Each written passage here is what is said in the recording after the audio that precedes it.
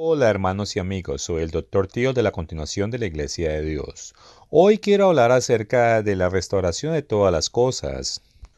Puedes considerar este sermón como la segunda parte del video que titulamos ¿Vendrá el Elías antes de la segunda venida de Cristo? Y esto es algo que Jesucristo enseñó. Si miramos Mateo 17, verso 1, dice: y les dijo, a la verdad, Elías viene primero y restaurará todas las cosas. Y cuando uno estudia esta escritura en el griego se da de cuenta de que definitivamente está hablando de una profecía que es futura. Ahora, personas que están familiarizadas con este tema, muchos de ellos se preguntan si el pastor general de la que era la Iglesia de Dios Universal, Mr. Herbert W. Armstrong, y sí, él restauró muchas cosas. Es más, en su libro titulado El misterio de los siglos, él afirmó que al menos él había restaurado 18 verdades esenciales que se enseñaban por la primera iglesia.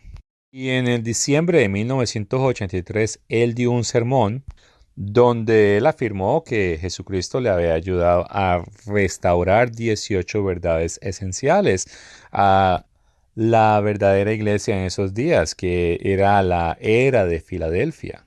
Y esto eran verdades que se habían perdido a través de la era de Sardis.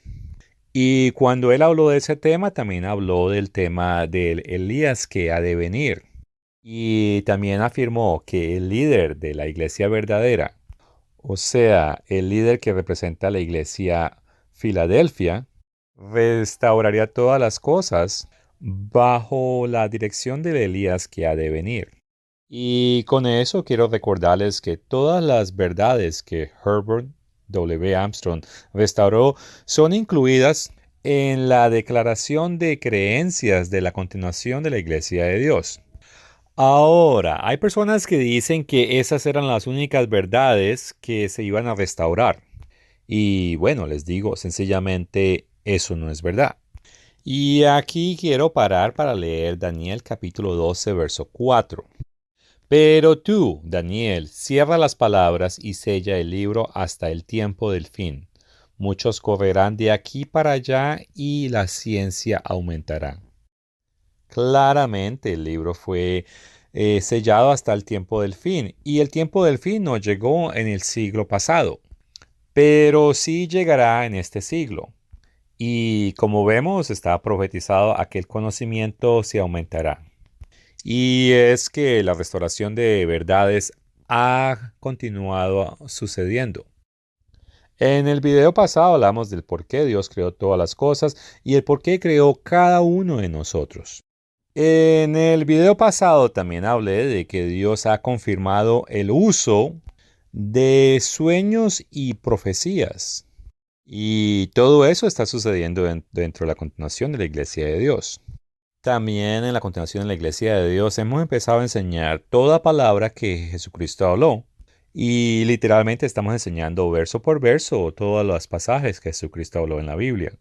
Y hacemos eso para cumplir Mateo 24, versos 19 al 20, específicamente en el verso 20, donde dice, enseñándoles que guarden todas las cosas que os he mandado. ¿Y cómo uno va a cubrir todas las cosas que Jesucristo dijo? Bueno, lógicamente, leyendo cada verso donde Jesucristo habló, es un buen inicio y en la continuación de la Iglesia de Dios lo estamos haciendo. Entre otras cosas, en la continuación de la Iglesia de Dios hemos restaurado muchas verdades acerca de la historia de la verdadera Iglesia de Dios. Muchos detalles que muchas personas ignoraban. Por ejemplo, uno de los primeros líderes de la verdadera Iglesia se referían a la verdadera Iglesia como la Iglesia católica. Y sí, Ignacio de Antioquía lo reconocemos como un verdadero líder de la verdadera iglesia al principio. Ahora, la referencia a católica era una referencia a la iglesia de Esmirna, no a la iglesia que estaba en Roma. Y sí, la iglesia de Esmirna, ellos mismos hacían referencia o se llamaban como la iglesia católica. En este documento que voy a leer, fue escrito por los miembros de esta iglesia después de que Policarpo fue martirizado. Y dice, la iglesia de Dios que mora en Esmirna es la iglesia de Dios que mora en Filomenio y en todas las congregaciones de la Santa y Católica Iglesia en todo lugar.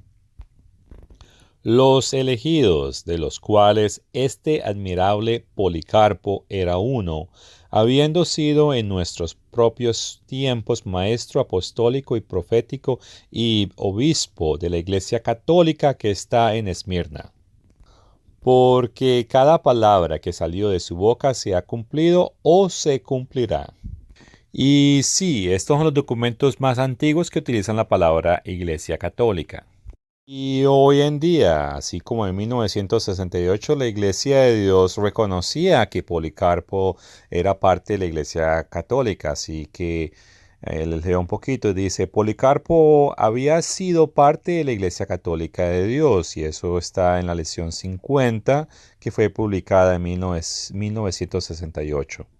Y esa idea no es algo nuevo en las iglesias de Dios. En la Iglesia de Dios, en el siglo VI, en un documento dice que los paulicianos, los cuales reconocemos como miembros de la Iglesia de Dios en aquel entonces, bueno, los paulicianos afirmaron ser la Iglesia Universal y Apostólica Santa, fundada por Jesucristo y sus apóstoles.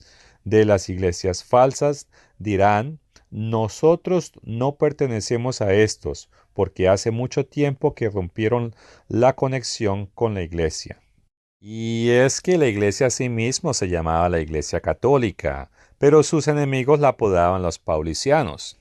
Y con esto quiero afirmar que en la era de Filadelfia, bajo Herbert W. Armstrong, no se enseñaba o no se le daba la importancia de que la verdadera iglesia en un principio se llamaba la Iglesia Católica, o al menos así mismo así se llamaban ellos.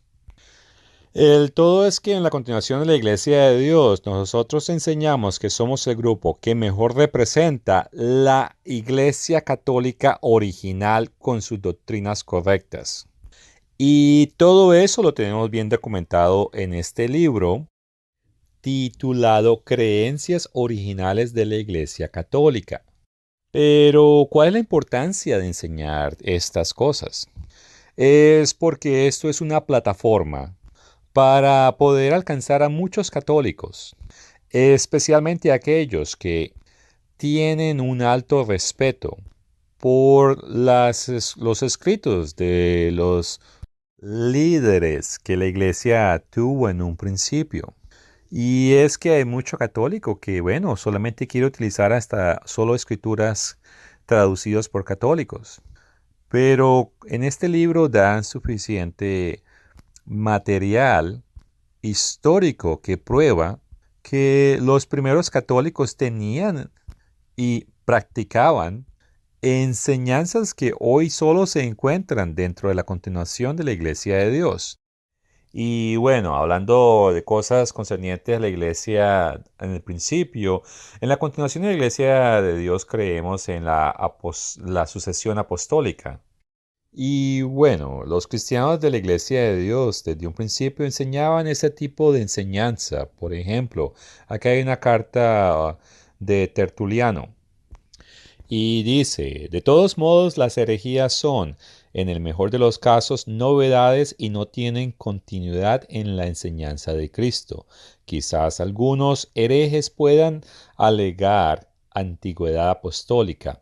Respondemos que publiquen los orígenes de sus iglesias y desarrollen el catálogo de sus obispos hasta ahora de los apóstoles o de algún obispo designado por los apóstoles, como los de Esmirna cuentan de Policarpo y Juan y los romanos de Clemente y Pedro.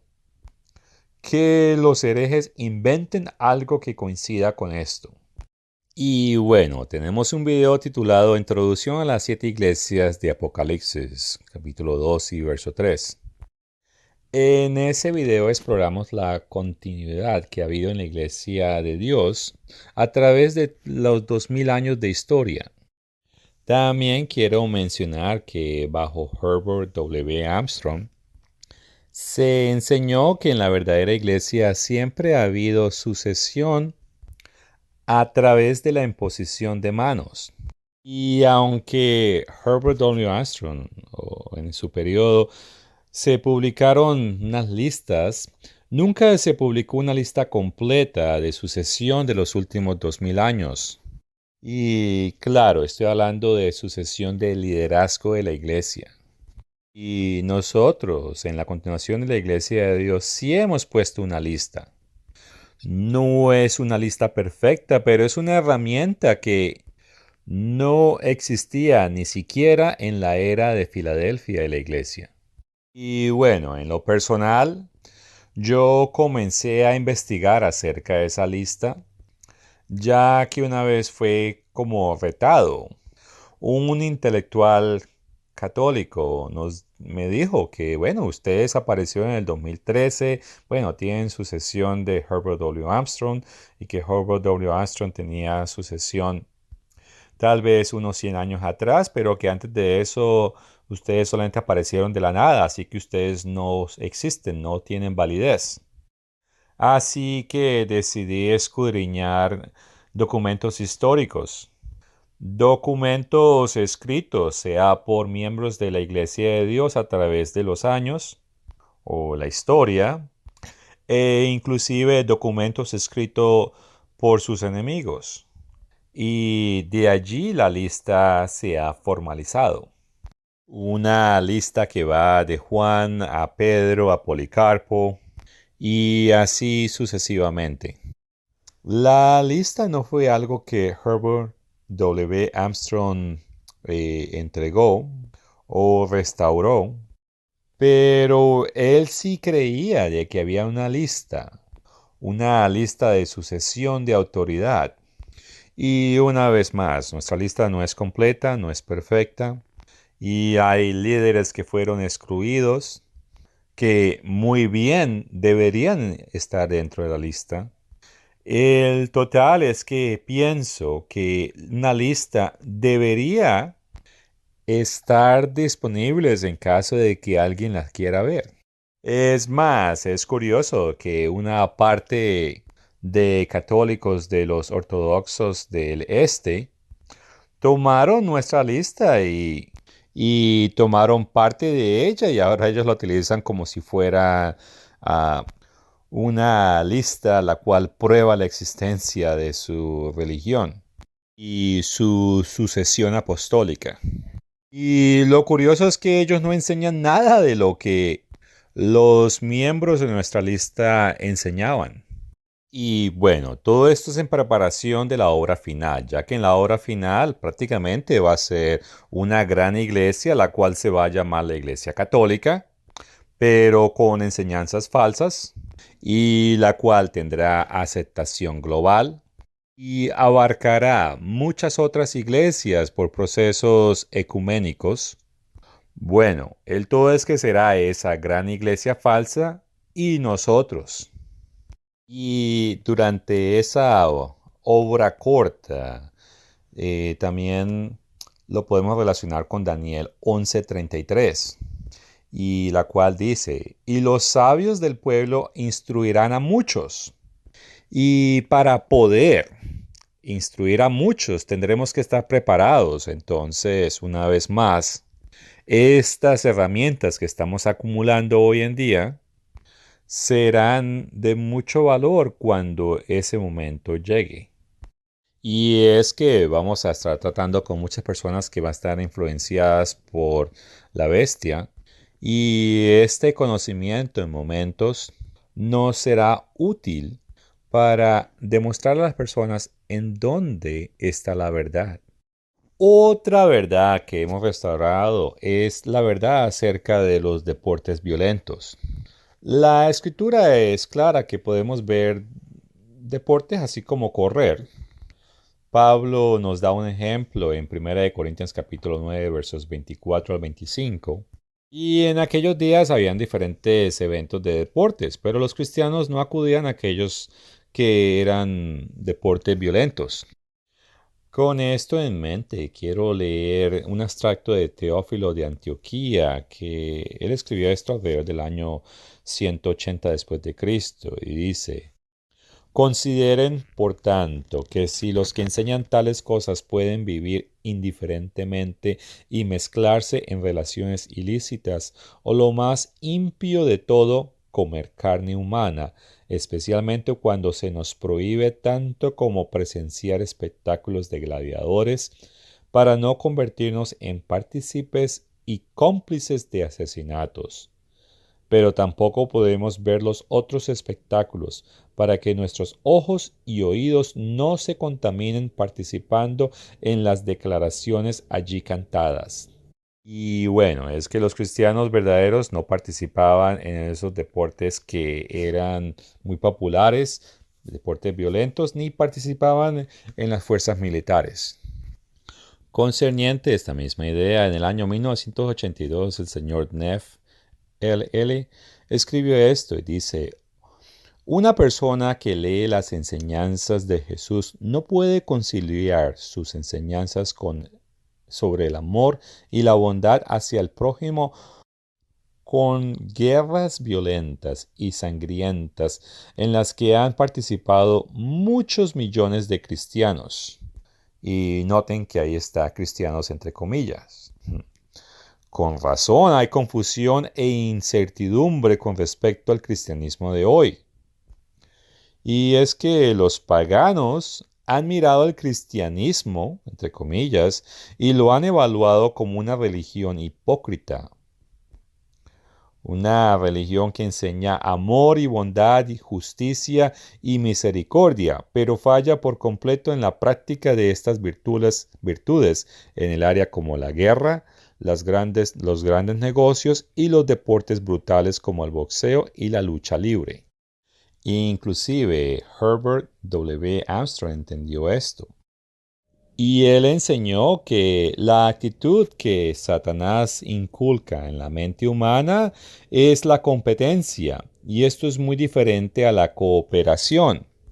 Mas, sin embargo, no todos los deportes están equivocados, así enseñaba el señor Armstrong. Como la ley de Dios está basada en la justicia y la ley más básica es el amor, primero, bueno, el amor hacia Dios y segundo, el amor a su vecino, porque uno debe amar al vecino como a uno mismo. Y es que con esto, entonces, herir a alguien más para uno poder ganar, eso es una competencia que está mal. Y es que ser hostil con otras personas es pecado. Así que bajo esta lógica, por ejemplo, el juego del golf no es un juego que sea equivocado o que esté mal hacerlo, al igual que, por ejemplo, trotar o correr o competencias de brincar. Pero deportes que donde uno hiera a otra persona, como el boxeo, o inclusive cualquier tipo de juego o deporte que sea antagonista y hostil a otras personas, no está, no es correcto participar en esa actividad. El deporte como fútbol americano, que en sí es un deporte violento, en el sentido de que las personas hacen un contacto de frente y bueno, cuerpo a cuerpo se golpean. Entonces es un deporte muy hostil y peligroso y por lo tanto no se debe jugar. Pero con todas esas cosas, el señor Herbert W. Armstrong nunca públicamente enseñó en la era de Filadelfia a esos cristianos que no deberían ver violentos, disculpe, deportes violentos en la televisión. En la continuación de la Iglesia de Dios, nosotros sí enseñamos y le decimos a nuestro rebaño que no deben ver ningún tipo de violento o deporte violento. Deportes como el boxeo, las artes marciales y cualquier tipo de variación, no debemos consumir ese tipo de entretenimiento. Otro punto que hemos hecho en la continuación de la Iglesia de Dios es que hemos dado más referencias históricas acerca de la posición de la Iglesia de Dios al principio o en sus comienzos, concerniente a la identidad de Dios. Y bueno, la Iglesia siempre ha tenido una creencia binitaria concerniente a la identidad de Dios. Y esta es de un Dios, pero dos personas en un principio. Esto es muy diferente a la doctrina trinitaria que todo el mundo conoce o que muchas personas conocen. Y aquí hay un punto interesante que parece no tener importancia, pero ya les explico.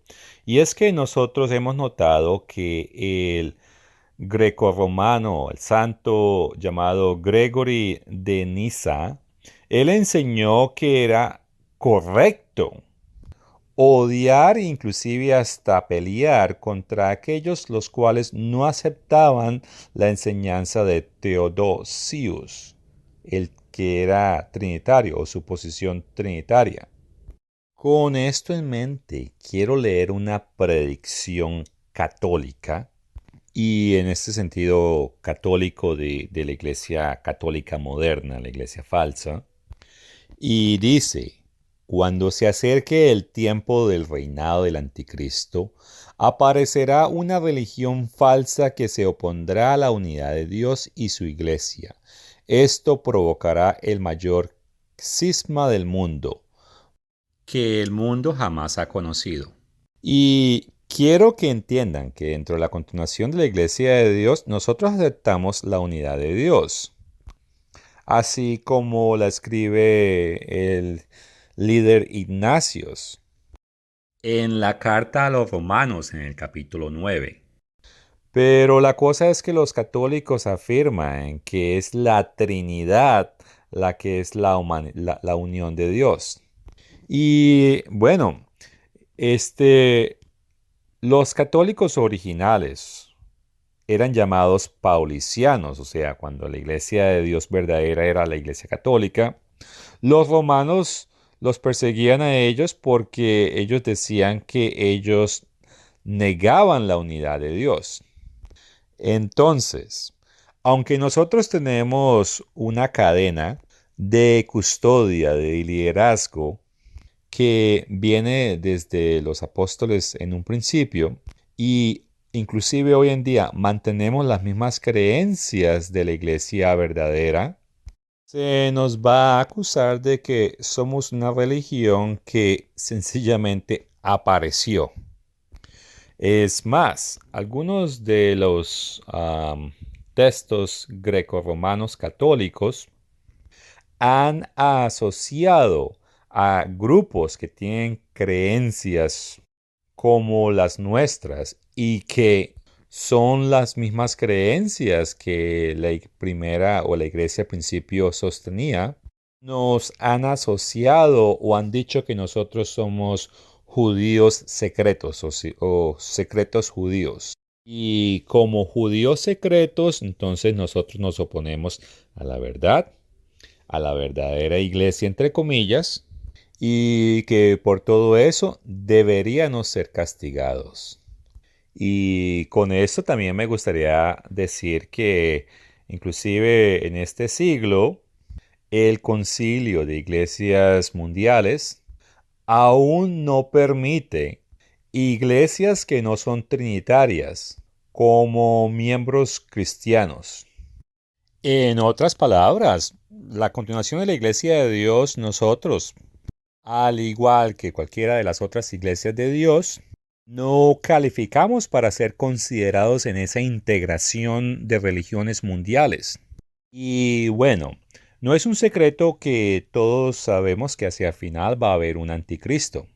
Y profecías católicas dejan bien claro que hacia el final una falsa religión aparecerá. Pero aquí es donde la torta se voltea, porque nosotros, quienes tenemos el testimonio de Jesucristo, seremos acusados de tener una religión falsa. Entonces, el catolicismo falso, y a través de su movimiento ecuménico, unificará muchas religiones y muchas iglesias protestantes. Y como el punto de ellos nosotros nos oponemos a la unidad de Dios, ese es un punto que utilizarán en contra de nosotros para discriminarnos e inclusive perseguirnos. Otra enseñanza que ha sido restaurada dentro de la continuación de la Iglesia de Dios y que ese mismo punto yo lo enseñé cuando pertenecía a la Iglesia de Dios viviente y por un tiempo ellos lo enseñaron. Pero me parece que todo indica que ellos no quisieron retener esa enseñanza. Y tiene que ver con el capítulo 2 de Habacuc, específicamente los versos 6 y 8, y que dice: no han de levantar todos estos refranes sobre él y sarcasmos contra él. Dirán: ay del que multiplicó lo que no era suyo. ¿Hasta cuándo había de acumular sobre sí prenda tras prenda? ¿No se levantará de repente tus deudores y se despertarán los que te harán temblar y serás despojo para ellos? Por cuanto tú has despojado a muchas naciones, todos los otros pueblos te despojarán a causa de la sangre de los hombres y de los robos de la tierra, de las ciudades y de todos los que habitan en ellas. He dicho y continuaré diciendo que esta es una profecía para el gobierno de los Estados Unidos y los descendientes de los británicos. Todos estos han disfrutado de los recursos del mundo. Pero el libro de Habacuc advierte que los deudores se van a levantar. Eso está en el verso 7. ¿Y por qué? Bueno, en el verso 6 habla de un sistema que estos gobiernos tienen, y específicamente a los Estados Unidos, que le permite obtener mucha ganancia gracias a la opresión de otros. Y es que los Estados Unidos sí puede imprimir dólares, y pueden y lo hacen. Y aún así el dólar se mantiene muy fuerte. Otras naciones tratan de hacer lo mismo y su sistema monetario se devalúa inmediatamente. Y cada vez que sus mercados están en problemas, ellos los rescatan de esta manera, pero no lo van a poder hacer por siempre.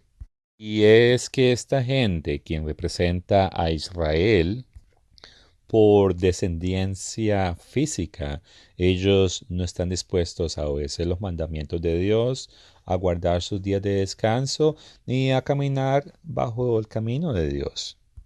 Y es que Oseas en el capítulo 8, versos 12 al 14, especialmente el verso 14, Israel moderno se ha olvidado totalmente de su creador. Es más, en ese mismo verso 14 dice que el Señor va a traer fuego a las ciudades. Y es que las profecías bíblicas claramente predicen que el pueblo escogido de Dios experimentará calamidades repentinas que efectivamente quebrantarán el orgullo de su poder y los pondrán a merced de naciones extranjeras porque ellos se han olvidado de su Dios y han rechazado sus leyes. Y si analizas la creciente deuda externa de los Estados Unidos, la cual es muy grande, la dependencia del mundo occidental del petróleo y esas líneas de suministro podrían cortarse en cualquier momento. Y si adicionamos los temores bancarios de la economía mundial, uno se da de cuenta de que un colapso total podría suceder en cualquier momento. Así que las condiciones para que estas profecías se cumplan ya están a la puerta. Y bueno, por mucho tiempo la Iglesia de Dios ha entendido que el declino profetizado de las naciones de hablas británica y de los Estados Unidos, y que están relacionados con Habacuc capítulo 2 verso 7, es un hecho.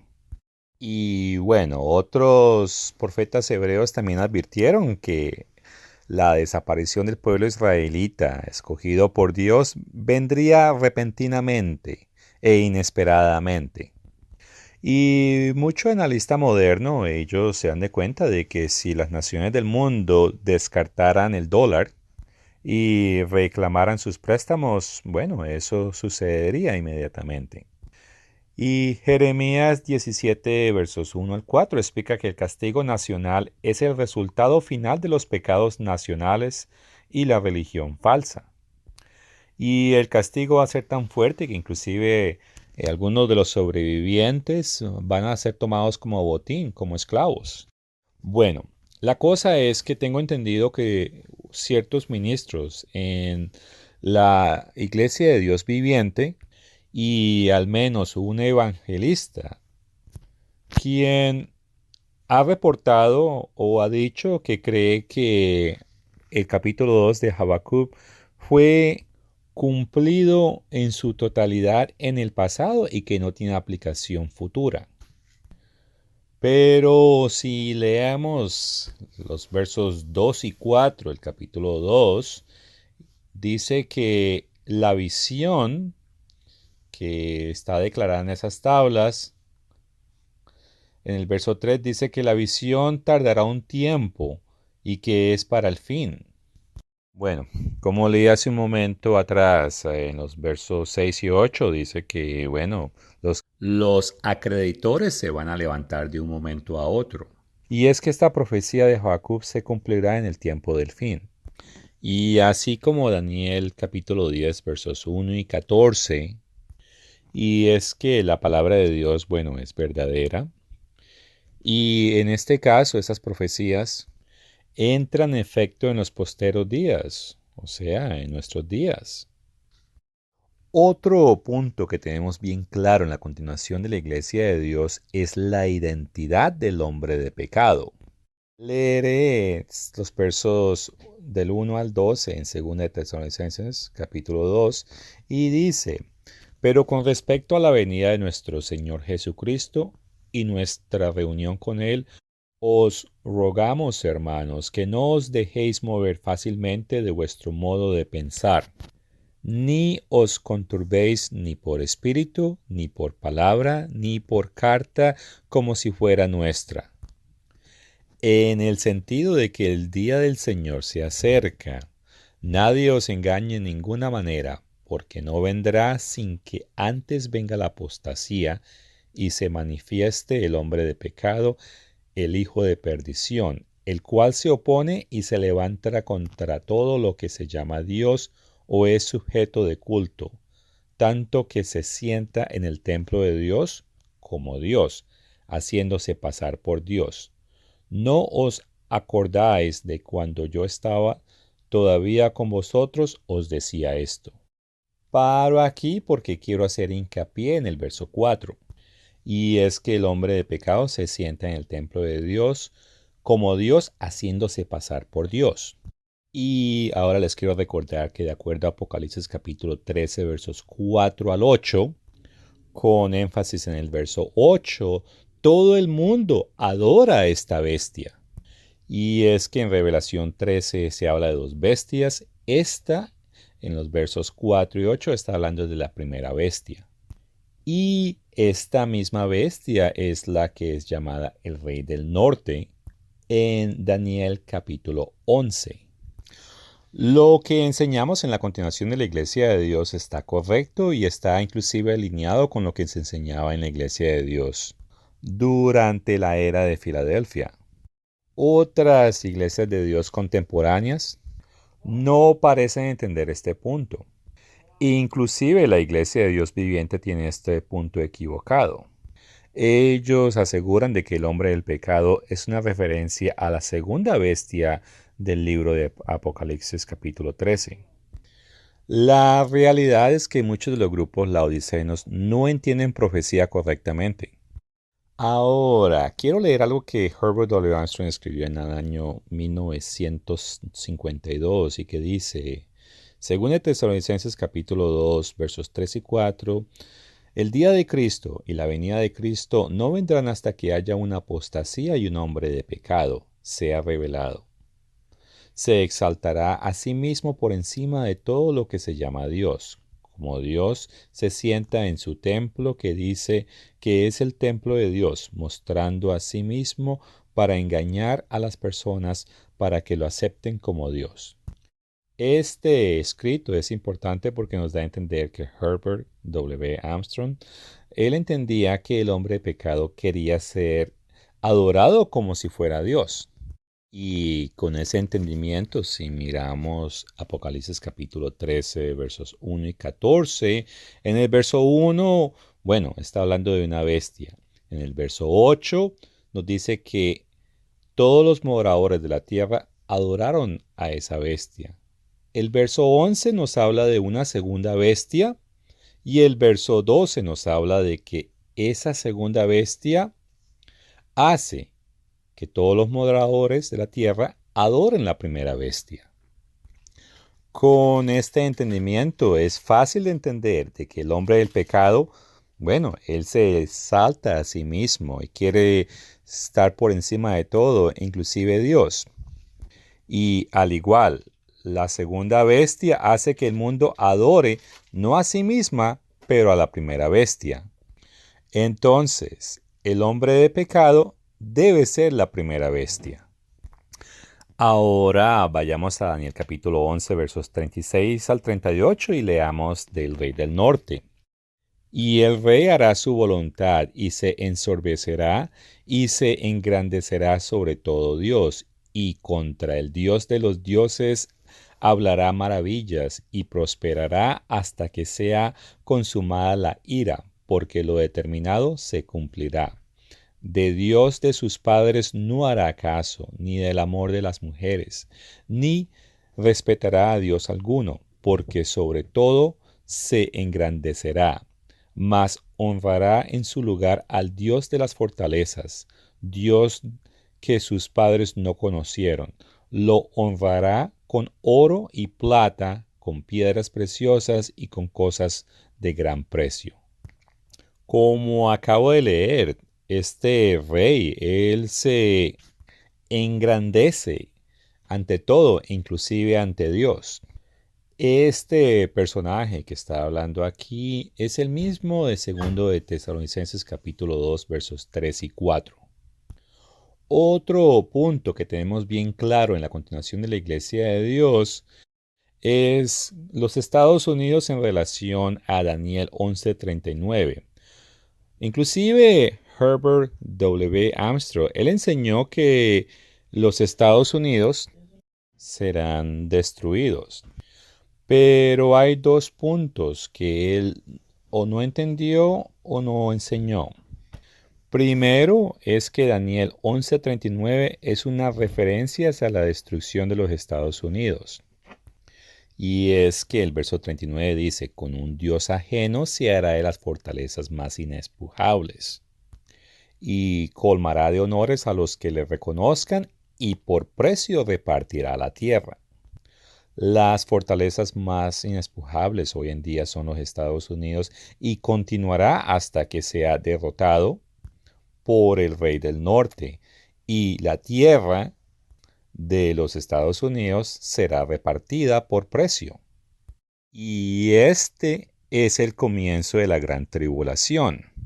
Y ese es el segundo punto, porque algunas de las otras iglesias de Dios enseñan que el verso 40, ese evento sucede antes de la gran tribulación, lo cual hace que la secuencia que ellos entienden esté incorrecta. Y bueno, como estoy haciendo referencia a los pueblos que representan las 10 tribus, quiero también hacer hincapié que en la continuación de la Iglesia de Dios, nosotros enseñamos que Manasé, y que es la Samaria profética, son los Estados Unidos de América. De acuerdo a Génesis 48, verso 1, Efraín y Manasés son los dos hijos de José.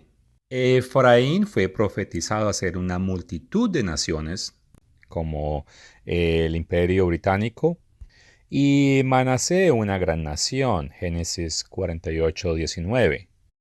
Y efectivamente, la antigua Iglesia de Dios Universal enseñaba que Manasé se convirtió en los Estados Unidos de América. Y correctamente enseñaron que los Estados Unidos eran parte de la casa de Israel. Pero también enseñaban que la casa de Israel algunas veces en la escritura la representaba como Samaria. Y el señor Armstrong llegó a escribir cosas como esta que dice, es importante recordar que el nombre de Samaria en la profecía siempre se refiere a las 10 tribus y nunca a los judíos. Y efectivamente, Samaria nunca es una referencia a Judá o a los judíos. Pero un punto que tenemos bien claro en la continuación de la Iglesia de Dios es que Samaria no es siempre una referencia a las 10 tribus de Israel. Considere lo que fue publicado por la antigua Iglesia de Dios Universal en 1986 y que dice que los pueblos de los Estados Unidos y Gran Bretaña en realidad descienden de las tribus de Efraín y Manasé, que forman parte del reino de Israel. Estados Unidos y Gran Bretaña a menudo se mencionan en la profecía bíblica como la casa de Israel, todo Israel, Jacob, Efraín, Samaria e Isaac.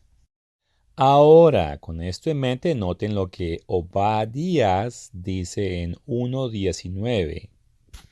Y los de Negú poseerán el monte de Esaú, y los de Cefelá a los filisteos. Poseerán también los campos de Efraín y los campos de Samaria, y Benjamín a Galaad. Este verso nos hace bien claro que los campos de Samaria y los campos de Efraín son dos campos diferentes. Y el contraste aquí es que está haciendo referencia a los descendientes de Efraín y a los descendientes de Manasé. Menciona a Efraín, pero no menciona a Manasé, solamente menciona Samaria. Jeremías 31, versos 5 y 6 nos da una idea similar. Y dice, aunque plantarán viñas en los montes de Samaria, plantarán los que plantan y disfrutarán de ellas. Porque habrá día en que clamarán los guardas del monte de Efraín. Una vez más podemos ver la distinción. Miremos Isaías 9, versos 8 al 21.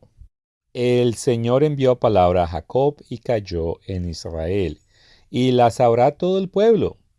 Efraín y los moradores de Samaria, con su soberbia y con altivez de corazón, dicen, los ladrillos cayeron, pero edificaremos de cantería. Cortaron los cabrajios, pero en su lugar pondremos cedros. Pero el Eterno levantará a los enemigos de Rezín contra él y juntará a sus enemigos. Del oriente los sirios y los filisteos poniente, y a boca llena devorarán a Israel. Ni con todo eso ha cesado su furor, sino que todavía su mano está extendida. Y brincando al verso 21, Manasé a Efraín, y Efraín a Manasé, y ambos contra Judá. No con todo esto ha cesado su furor, sino que todavía su mano está extendida. Y también leeré Oseas capítulo 7 versos 1 al 3. Mientras curaba yo a Israel, se descubrió la iniquidad de Efraín y las maldades de Samaria, porque hicieron engaño, y entra el ladrón y el salteador despoja por fuera, y no consideran en su corazón que tengo en memoria toda su maldad. Ahora les rodeará sus obras delante de mí están. Con su maldad alegran al rey y a los príncipes con sus mentiras. Como vemos hacia el final, Efraín y Samaria son separados. Y estos son los mismos Efraín y Manasé, que Manasé es una referencia o es referido como Samaria. Y bueno, el punto es que teniendo un entendimiento profético de la identidad de Samaria es muy útil para poder entender ciertas profecías. El siguiente punto que quiero hablar tiene que ver con la plenitud de los gentiles y con eso quiero ir a leer una escritura, Lucas capítulo 13 versos 27 al 30, que dice: Pero os dirá, os digo que no sé de dónde sois, apartados de mí, todos vosotros, hacedores de maldad. Allí será el llanto y el crujir de dientes, cuando veáis a Abraham, a Isaac, a Jacob y a todos los profetas en el reino de Dios, y vosotros estéis excluidos. Porque vendrán del oriente, y del occidente, y del norte, y del sur, y se sentarán en la mesa del reino de Dios. Y he aquí que hay posteros que serán primeros, y primeros que serán posteros. Y bueno, es que los gentiles estarán entre los gobernantes del reino de Dios. Y cantidades masivas de gentiles serán llamadas más tarde. Y con esto quiero mencionar que tenemos un libro titulado Oferta Universal de Salvación y que cubre bien este tema. Y gentiles han sido llamados a través de la historia, pero muchos van a ser llamados. Miremos Romanos capítulo 11, verso 25. Porque no quiero, hermanos, que ignoréis este misterio, para que no seáis arrogantes en cuanto a vosotros mismos, que ha acontecido a Israel endurecimiento en parte hasta que haya entrado la plenitud de los gentiles. Pablo también escribe en 1 de Tesalonicenses capítulo 2 versos 14 al 16. Porque vosotros, hermanos, vinisteis a ser imitadores de la iglesia de Dios en Cristo Jesús, que está en Judea. Pues habéis padecido de vuestra propia nación las mismas cosas que ellas padecieron de los judíos, los cuales mataron al Señor Jesús y a sus propios profetas, y a nosotros nos expulsaron, y no agradan a Dios y se oponen a todos los hombres, impidiéndonos hablar con los gentiles para que éstos se salven. Así colman ellos siempre la medida de sus pecados, pues vino sobre ellos la ira hasta el extremo. Hoy, en el presente, no puedo decir que nos prohíben predicar, pero sí hacen de menos, inclusive ven como ridículo que estamos tratando de alcanzar a gentiles en lugares como África. Esta gente parece que no entienden que la Biblia dice que nosotros debemos instruir a muchos, incluyendo gentiles. Y bueno, es una referencia a Daniel 11:33. Y de vuelta a Romanos 11, versos 26 y 27.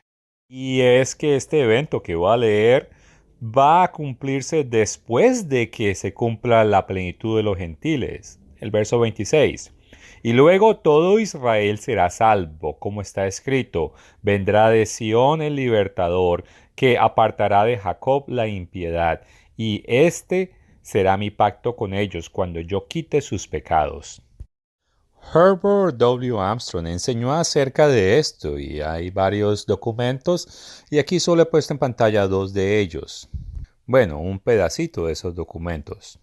Y donde comentaba de que Israel tiene una ceguera ahora y ¿hasta cuándo? Hasta que se cumpla la plenitud de los gentiles. Y sabemos que cuando Jesucristo regrese, bueno, Él va a rescatar su pueblo. Pero antes que eso, se va a cumplir la plenitud de los gentiles. Los artículos que estos párrafos hacen referencia fueron escritos en el año 54 y en el año 80. Ahora estamos más cerca del final, o sea que esta profecía está a punto de cumplirse. Otras iglesias de Dios, al menos a la que yo pertenecía, no parece que enseñan esto como una prioridad. Pero esta enseñanza es algo que hemos restaurado dentro de la continuación de la Iglesia de Dios. La Biblia es clara que más gentiles serían llamados y convertidos, y eso es lo que está sucediendo dentro de la continuación de la Iglesia de Dios. A mitades del 2022 tenemos como alrededor de 7.500 gentiles, Si comparamos eso con el 2014, solo teníamos en aquel entonces 300 gentiles. Para ser efectivos en esta obra, es importante traducir material en diferentes lenguajes. Tenemos material traducido en alrededor de 160 lenguajes y estamos tratando de ver cómo más material puede ser traducido. Y esto es importante si echamos un vistazo a Apocalipsis, capítulo 5, versos 9 y 11, comenzando al final del verso 9. Dice, porque tú fuiste inmolado y con tu sangre nos has redimido para Dios de todo linaje y lengua y pueblo y nación.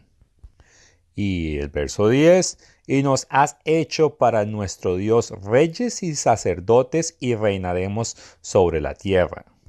Claramente, aquí indica que en esto va a haber muchos gentiles que no necesariamente hablan inglés o español. Otra escritura en Apocalipsis, capítulo 7, versos 9 y 14, también apoyan esta misma idea.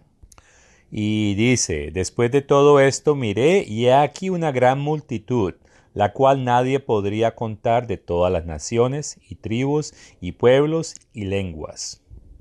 Y el verso 14 nos dicen que estos son los que han salido de la gran tribulación.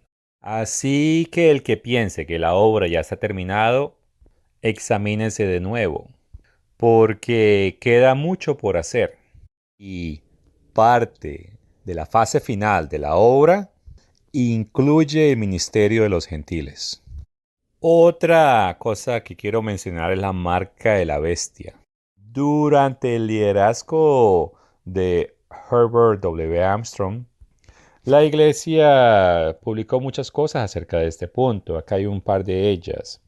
Aquellos que rechazan esta marca tienen prohibido comprar o vender, dedicarse al comercio, comerciar o tener trabajo, observando el domingo, Navidad, Año Nuevo, Pascua, etc. Esta es la marca de la bestia. También se dijo, en Apocalipsis 14 se predice 3 de los mensajes angelicales. Note la advertencia final del tercer ángel. Si alguno adora a la bestia y a su imagen y recibe la marca en su frente o en su mano, él mismo beberá del vino de la ira de Dios. Y Mr. Armstrong dijo o asoció idolatría con la marca de la bestia, pero no dijo que esta era la marca de la bestia. Leamos también este extracto. Aquellos que reciben las plagas son los quebrantadores de los mandamientos de Dios y también al mismo tiempo receptores de la marca.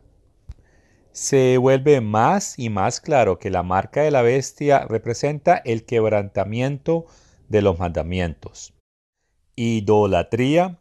Algunos adoran ídolos tallados en piedra, madera o mármol. El sábado fue hecho para el hombre. Así dijo Jesús en Marcos capítulo 2, verso 27. Y el sábado fue hecho cuando fue hecho el hombre. Génesis capítulo 2, verso 1 al 3. Fue hecho y fue Cristo, el Eterno, quien lo hizo. Por lo tanto, Él es el Señor del sábado. Fue hecho para mantener al hombre en el verdadero conocimiento de la identidad de Dios verdadero y así guardarlo de la idolatría. Una pregunta interesante es si los católicos han llamado el domingo su marca. Y la respuesta es sí. Alguien escribió esto. El domingo es nuestra marca de autoridad. La iglesia está por encima de la Biblia. Y esta transferencia, o sea, la transferencia del día de descanso del sábado al domingo, es prueba de este hecho. Algo más que los católicos enseñan comúnmente es que la señal de la cruz es la marca de los cristianos. Y bueno, nosotros enseñamos que la adoración en los domingos va a ser parte de la marca de la bestia, pero no va a ser la única o el único indicador de la marca de la bestia. Y para poder enforzar que toda la población se someta, tecnologías digitales van a ser utilizadas. Y de esa manera es como podrán controlar quién es el que puede comprar y quién es el que puede vender. Y en la continuación de la Iglesia de Dios enseñamos de que no solo es el guardar el día de descanso los domingos, sino que pueden haber otras cosas e inclusive puede que haya una marca física, sea en la frente o en la mano, ya que algunos católicos romanos creen que al final de la era habrá una marca, sea en la mano o en la frente, para identificar a aquellos que son creyentes. Pero bueno, el siguiente punto es la preparación para la obra final o la fase final de la obra. Y es que en la continuación de la Iglesia de Dios, nosotros lideramos en la preparación para esa fase final de la obra. No estoy diciendo de que otras iglesias de Dios no están haciendo su parte, pero hay cosas que ellos no entienden, cosas que ellos no enseñan. También desconocen ciertos puntos claves de profecía. Y la fase final será una obra corta. Y a muchos se les ha olvidado o no entienden ese punto. Leamos Hechos capítulo 13 versos 40 al 41. Mirad pues que no venga sobre vosotros lo que está dicho en los profetas. Mirad, oh menospreciadores, y asombraos, y desapareced, porque yo hago una obra en vuestros días, obra que no creeréis si alguno os la contare. Leeré un párrafo de un artículo que fue publicado en la Iglesia de Dios Global. La Iglesia de Filadelfia se caracteriza por el celo por hacer la obra. Satanás ha sembrado confusión y desánimo. El Evangelio será predicado al mundo en este tiempo del fin. Mateo 24:14. Y hay una creciente asamblea de creyentes que es a la vez celosa de la verdad plena y celosa de terminar la obra de Dios. Así como el pueblo de Dios ha tenido que hacer desde el primer siglo en adelante, su pueblo hoy debe luchar ardientemente por la fe que ha sido una vez dada a los santos. Judas 3. Dios dice claramente, Él terminará la obra y la acortará en justicia. Romanos 9:28.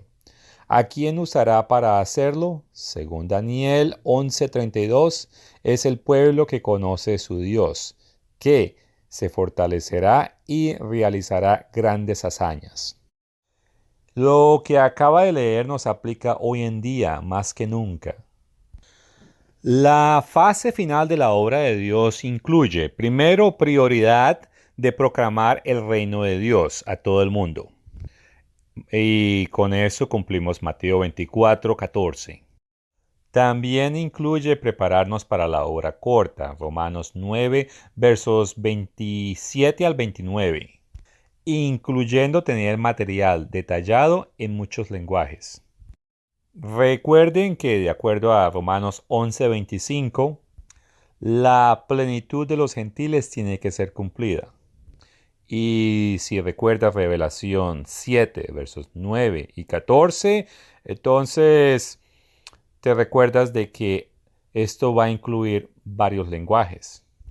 O sea que el material tiene que estar preparado en varios lenguajes. También debemos tener bien claro que esta obra no la vamos a lograr por nuestro propio esfuerzo. Al contrario, vamos a depender del poder del Espíritu de Dios. También va a incluir recibir sueños y mensajes proféticos. Y esto alinea con Hechos capítulo 2 versos 17 al 18. Y como Daniel enseña en capítulo 12 verso 4 que el conocimiento aumentará, entonces continuaremos restaurando información que ha sido perdida. Marcos 9:12. Parte de esta obra incluye la advertencia de Ezequiel hacia los pueblos, los cuales son los descendientes modernos de Israel. Puedes leer Ezequiel capítulos 3 al 6 para entender mejor este punto. También incluye educando el remanente de la era de Filadelfia en las doctrinas, relaciones familiares, en la historia de la iglesia, lo cual puede ser muy útil a como Dios nos utilice.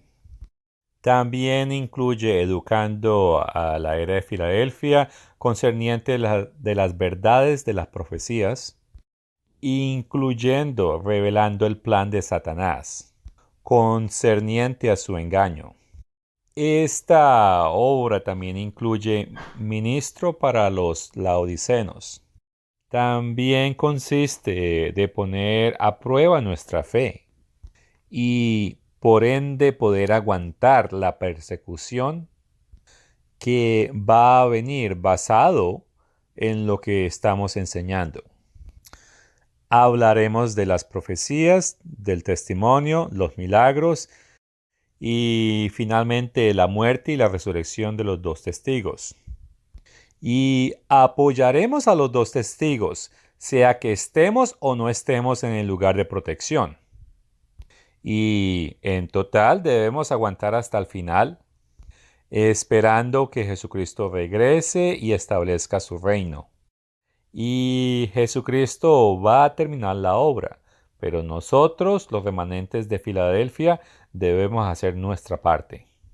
Y es que nosotros estaremos proclamando las buenas nuevas del reino venidero de Dios, pero no apoyaremos al gran monarca o esa bestia. Bueno, otro punto que quiero cubrir es la tercera resurrección. La Iglesia de Dios Universal enseñó 3 resurrecciones, y los cristianos en el principio también enseñaron esta misma idea. En otras iglesias de Dios también se enseña acerca de la tercera resurrección, pero lo que ellos enseñan es que en la tercera resurrección todas esas personas van a encontrar la segunda muerte en el lago de fuego. Pero la realidad es diferente. La gran mayoría de las personas en esa tercera resurrección, ellos serán transformados y algunos, los que no apoyan el reino de Dios, esos sí serán destruidos en el lago de fuego. Leeré algo que fue escrito en la antigua Iglesia de Dios Universal.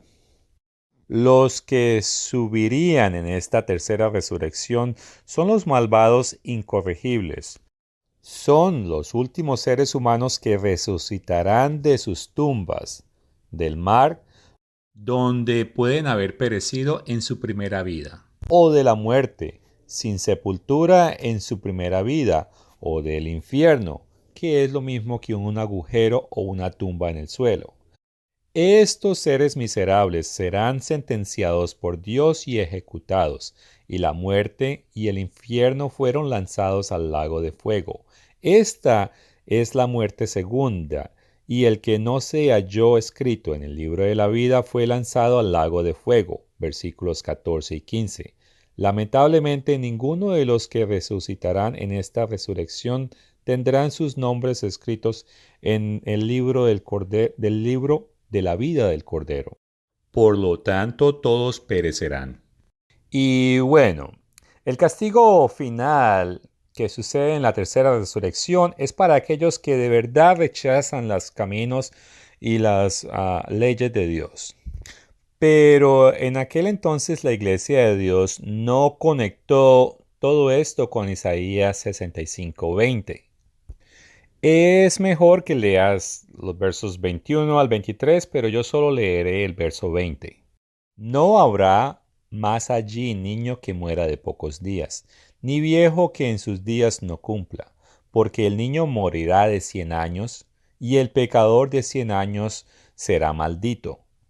Tengan en cuenta que la obra realizada por el niño en ese periodo de 100 años no se echa todo a perder. Ciertamente él muere, pero él será resucitado y cambiado para convertirse en miembro de la familia de Dios. Noten algo que la iglesia enseñó en 1988. ¿Cómo entonces se entiende la expresión de que el niño morirá? Porque los justos no seguirán viviendo en la carne. Se les dará la inmortalidad al convertirse en seres espirituales, hijos eternos de Dios, tal como los justos que están vivos cuando Cristo regresa en su segunda venida. He aquí os digo un misterio: no todos dormiremos, pero todos cambiaremos en un momento, en abrir y cerrar de ojos. Primera de Corintios capítulo 15, versos 51 al 52. El cambio mortal a inmortal es una muerte de las células del cuerpo natural, pero sucederá en un momento, como dijo Pablo. Así que uno ni siquiera se dará cuenta de una pérdida de conciencia. Isaías 65:20 está describiendo este tipo de muerte momentánea, cuando uno es cambiado a la inmortalidad, no el lago de fuego, que es la muerte segunda, y que sufre el pecador, el cual es maldito. En contraste, en la continuación de la Iglesia de Dios enseñamos que aquellos que aceptan la oferta de salvación de Dios durante el gran trono blanco de juicio de 100 años serán cambiados a la inmortalidad en la tercera resurrección. Pero los maldados que no quieren aceptar las reglas de Dios y el reino de Dios, esos serán destruidos. Sí, totalmente aniquilados por fuego. La realidad es que la tercera resurrección traerá muchas de las masas dentro del reino de Dios. Esta es una enseñanza que ha sido restaurada dentro de la continuación de la Iglesia de Dios. Para más información, tenemos un libro titulado Oferta Universal de Salvación. Bueno, el video es largo, así que quiero hacer unos puntos finales. Primero, Juan el Bautista era un tipo de Elías, y la Biblia profetiza de que habría otro Elías al final de la edad o la era. Y Jesucristo dijo que este Elías restauraría todas las cosas. Y varios grupos sabatinos enseñaron esta idea en el siglo XIX. Y en el siglo XX, el líder Herbert W. Armstrong escribió de que un humano tomaría el papel de el último Elías o del Elías. Y como Mr. Armstrong murió en 1986, bueno, él no podía ser el Elías. Y él también conectó el Elías final con la obra que es conducida por la Iglesia Filadelfia. Y en la continuación de la Iglesia de Dios hemos restaurado muchas verdades. Y todo eso es en adición de las 18 verdades que restauró el señor Herbert W. Armstrong. Y habrá un Elías en el siglo XXI y esa persona va a ser parte de la continuación de la Iglesia de Dios. Después de que uno entiende Hechos capítulo 2 versos 17 al 18 y Daniel capítulo 12 verso 4, fácilmente uno puede concluir de que todas las cosas, o mejor dicho, la restauración de todas las cosas no sucedió en el siglo XX. Por lo tanto, debe suceder en el siglo XXI. La continuación de la Iglesia de Dios en el siglo XXI ha restaurado mucho más que cualquiera de las otras iglesias de Dios. Y es que nosotros estamos estableciendo esa plataforma para que el Elías final pueda cumplir las palabras escritas en Mateo 17, verso 11. Este fue el Dr. Tío para la continuación de la Iglesia de Dios.